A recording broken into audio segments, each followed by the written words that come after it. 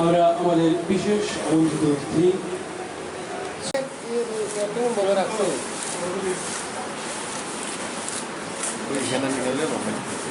মাধ্যমে আমাদের অনুষ্ঠানের শুভ সূচনা করব।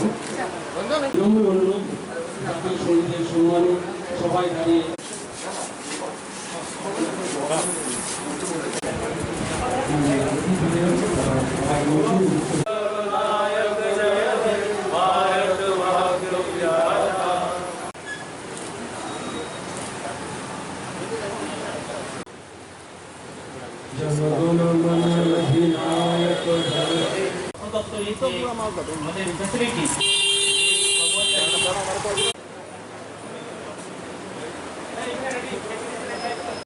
another oil painting to Sri Rajiv Chatterjee. আমরা কি এই মুহূর্তটাকে সরকারিকে দিতে পারবো হোক আর অন্য কোনো পর্যায়ে আমরা এই শুভ অনুষ্ঠানকে আরো শুভ করে তুলব।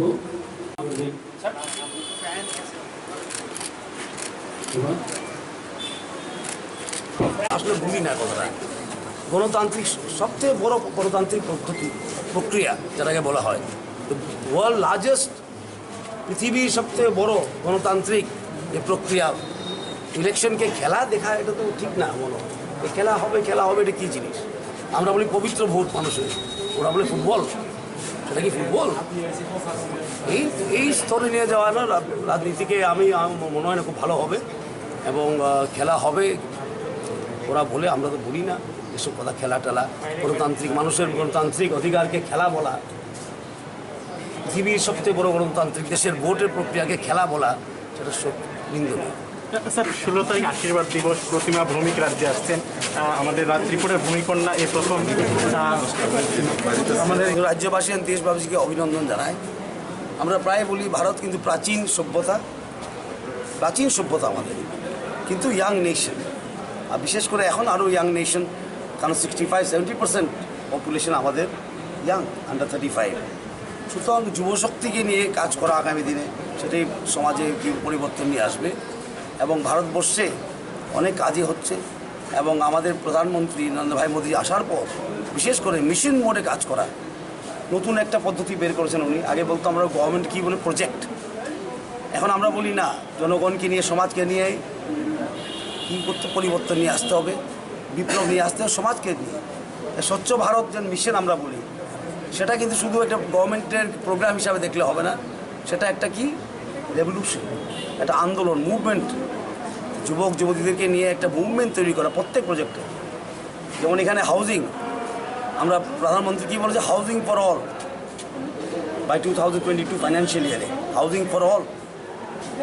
ত্রিপুরা রাজ্যে আগে 53,000 ঘর 5 বছরে আসবে, এবার 1 বছরে প্রাইম মিনিস্টার আমাদেরকে কত বাড়ির ঘর দিয়েছে, 1,60,000, ঠিক না, প্রায় 3 গুণ 1 বছরে, যা 3 বছরে পেয়েছি।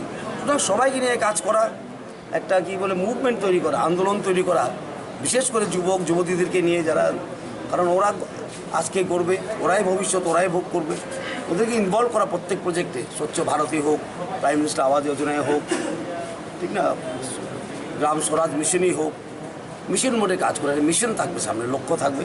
আসলে লক্ষ্যটা হলো গণ আন্দোলনের মাধ্যমে কাজ করা। শুধু রাস্তাঘাটে ফ্ল্যাগ নিয়ে ঘুরলে আন্দোলন চাই, বিপ্লব চাই, সে চাই হলে পাওয়া যায় না সব কিছু। সুতরাং নরেন্দ্র ভাই মোদীজি যদি সবথেকে বড় কন্ট্রিবিউশন থাকে ভারতবর্ষে, সেটা হলো মানুষকে সাথে নিয়ে কাজ করা, প্রত্যেক অংশের মানুষ, প্রত্যেক শ্রেণীর মানুষ, প্রত্যেক জাতের মানুষ, প্রত্যেক ধর্মের মানুষ, সবকে নিয়ে কাজ করা, আর সব কাজই সবার জন্য করা। Housing for all, electricity for all, ঠিক না। আমরা ত্রিপুরা রাজ্যে দেখেছি তো বহুত দিন, 25 বছর, আমি কারো আজকে দিনে অন্ত আমি কারো সমালোচনা করতে চাই না, কিন্তু চালনি দিয়ে দেওয়া হতো, চালনি দিয়ে বেছে বেছে। আজকে কিন্তু নরেন্দ্র ভাই মোদী সেই পারসেপশন, সেই দৃষ্টিকোণটা বদলিয়ে দিয়েছে। তিনি বলেছেন সবকা সাথ সবকা বিকাশ, আর কাজও এভাবেই করছে, সেটা শুধু স্লোগানে নয়, কাজও আর কি। হাউজিং ফর অল, সৌভাগ্যের মাধ্যমে কি বিজলি for all, electricity for all, জল ফর অল, অটল জল ধারা মিশন রাজ্যের, এবং হর ঘর নল, পানীয় জল সবার বাড়িতে নলের মারফত। সুতরাং একটা স্যাচুরেশন মোডে কাজ করে। যেমন সমাজের সব অংশের মানুষ যেমন লাভবান হয়, সেটাই আগামী দিনে আমাদের ভারতবর্ষের স্বপ্ন। এবং ভারতবাসীকে যদি উন্নতি করতে হয় সবাই একসঙ্গেই কাজ করতে হবে আমাদের। কিন্তু গভর্নমেন্ট প্রজেক্ট আগে ছিল প্রজেক্ট, এটা কি গভর্নমেন্ট প্রজেক্ট? আজকাল আমরা বলি না গভর্নমেন্ট প্রজেক্ট, আমরা বলি একটা মুভমেন্ট তৈরি করা, সব কিছু নিয়ে মুভমেন্ট তৈরি করা। সমাজ যখন মুভ করবে তবেই তো রাষ্ট্র মুভ করবে। সমাজের মুভমেন্টের মাঝে রাষ্ট্র মুভমেন্ট, সেটা আমরা বিশ্বাস করি। তাই সবাই আপনাদেরকে, বিশেষ করে মিডিয়াকে আমি অভিনন্দন জানাই, ভালো কাজ করছেন। এই করোনার সময় আপনারাও জায়গায় জায়গায় গিয়ে অনেক রিপোর্টিং করেছেন, একটা রিস্ক নিয়ে আগামী দিনে এই কাজটা করবেন এই বলে আপনি। বিভিন্ন সংস্থা, বিভিন্ন অফিসগুলো ব্লাড ডোনেট করছে। আজকে একটা রক্তদান শিবির হয়েছে। কালকে তো 15 August, 75th year of Indian independence day, আমাদের সবাইকে শুভেচ্ছা পত্র। আর আমি ট্যাক্স ডিপার্টমেন্টকে, কমিশনার ট্যাক্সের এবং ওনার ডিপার্টমেন্টকে ধন্যবাদ জানাই এবং অভিনন্দন জানাই। এই মুহূর্তে উনি কালকে ইন্ডিপেন্ডেন্স ডে, আজকে এত বড় আকারে 70 জন 75 জন যুবকরা যুবতীরা ব্লাড দেবেন। একজনের সঙ্গে দেখা হয়েছে আমার এখনই, ও 20 বার দিয়েছে। বেশিরভাগই যুবকরা আসছে স্বেচ্ছায় ব্লাড ডোনেশন করছে। এটা দিয়ে কি বোঝা যায় যে সোসাইটি তো মুভ, সোসাইটি এখন কাজ করছে নিজেদের উন্নতির জন্য, নিজেদের সুরক্ষার জন্য। বিভিন্ন জায়গায় আমি গেছি ব্লাড ডোনেশন ক্যাম্প, দেখি স্বেচ্ছায় অনেক মানুষ আসছে আজকাল। এই অ্যাওয়ারনেস বিল্ডিং করাটা সেটা খুব বড় কথা। এবং আপনারা জানেন রক্তের উপরে আর দান হতে পারে, আর রক্ত কিন্তু is the symbol of democracy. আমরা বলি এটা গণতন্ত্রের প্রতীক। রক্তের কোনো জাত থাকে না, কোনো ধর্ম থাকে না, কোনো জাত পাত কিছুই থাকে না, ভাষা থাকে না। রক্তই মোস্ট ডেমোক্রেটিক ফর্ম। সুতরাং রক্তদান সবথেকে সর্বোচ্চ দান, প্রাণ দান এবং মানুষের প্রাণ রক্ষার দান, সমাজের জন্য সবচেয়ে বড় দান যদি কিছু হয়ে থাকে সেটা হলো রক্তদান। কারণ রক্ত তো আর কি বানানো যায় না, রক্ত দানই করতে হয় মানুষের।